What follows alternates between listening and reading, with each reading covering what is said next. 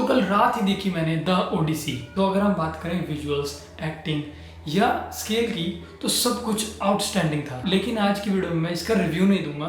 मैं बात करूंगा कि क्रिस्टोफर नोलन ने इतने एपिक सीन्स शूट कैसे किए, कौन सी रियल लोकेशन यूज हुई, सिनेमेटोग्राफी इतनी ग्रैंड क्यों लगती है और कौन से फिल्म मेकिंग डिसीजन इस फिल्म को इतना स्पेशल बना देते हैं। अगर आप फिल्म ध्यान से देखो तो हर आइलैंड, हर माउंटेन और हर समुंदर एक अलग ही फील देता है। और सबसे शॉकिंग बात यह है कि ये सब मोस्टली सीजीआई नहीं है। क्रिस्टोफर नोलन ने फिल्म को ग्रीस, सिसिली, मोनाको, आइसलैंड और स्कॉटलैंड जैसी रियल लोकेशंस पर शूट किया है। नोलन का मानना है ऑडियंस को शायद पता ना चले, लेकिन वो सबकॉन्शियसली रियल और फेक का डिफरेंस फील कर लेती है। इसलिए उन्होंने एक्टर्स को ग्रीन स्क्रीन के सामने खड़ा नहीं किया। इसलिए उन्होंने असली हवा, असली समुंदर और असली लोकेशंस में परफॉर्म करवाया। और शायद इसी वजह से हर फ्रेम इतना अलाइव फील होता है। और इसके पीछे एक और नाम है, होयते वैन होयतमा। अगर आपने इंटरस्टेलर,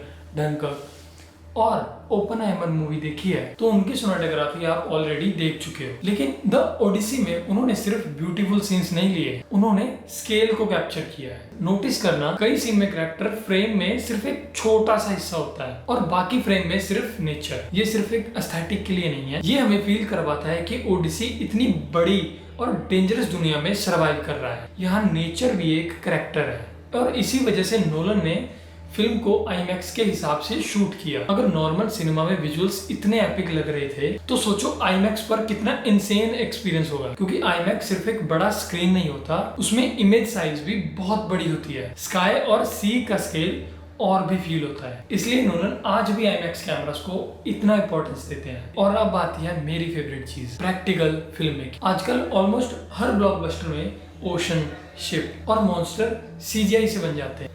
लेकिन नोलन जितना पॉसिबल हो उतना रियल कैमरा के सामने वो क्रिएट करते हैं, क्योंकि उनका मानना है कि कैमरा रियलिटी को सबसे अच्छा कैप्चर करता है। अगर आपको लगता है कि साइक्लॉप्स वाला सीन पूरा सीजीआई था,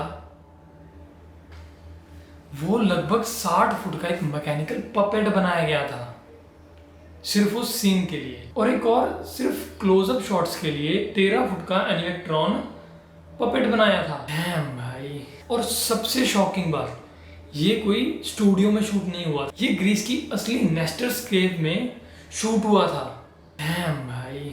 और क्रू को केव के अंदर लिमिटेड स्पेस, पीस और लगभग 40 शीप्स के साथ शूट करना पड़ा। ये सब अननेसेसरी लग सकता है, लेकिन नोलन के लिए ये ही रियलिज्म है। क्योंकि एक्टर के सामने सच में एक जाइंट क्रिएचर हो तो उसका रिएक्शन नेचुरली बेटर ही आता है और ऑडियंस उस डिफरेंस को फील करती है। एक और डिटेल, साइक्लॉप्स को नोलन पूरी तरह रिवील नहीं करते। कभी शैडो, कभी हाफ फेस, कभी आइस। और इसी वजह से मॉन्स्टर और भी ज्यादा टेरिफाइंग लगता है। और ये सब देखने के बाद मुझे एक बात समझ आई कि वो एक एक्सपीरियंस क्रिएट करते हैं। उनका एक सिंपल प्रिंसिपल है, जितना रियल कैमरे के सामने बन सकता है उतना कंप्यूटर पे मत बनाओ। और शायद इसी वजह से उनकी फिल्म दूसरी ब्लॉकबस्टर फिल्म से अलग फील होती हैं। इसीलिए मेरे लिए द ओडिसी सिर्फ एक माइथोलॉजिकल फिल्म नहीं थी, ये फिल्म मेकिंग का एक लेसन था। रियल लोकेशन, रियल स्केल और प्रैक्टिकल इफेक्ट्स, और एक ऐसा डायरेक्टर जो आज भी शॉर्टकट लेने की बजाय रियलिटी को चूज करता है। और शायद इसी वजह से द ओडिसी देखी नहीं जाती, फील करी जाती है। और कमेंट में मुझे ज़रूर बताना कि आपको इस मूवी से क्या सीखने को मिला, आपको कौन सी चीज़ सबसे ज़्यादा बढ़िया लगी। And thank you for watching. भाई।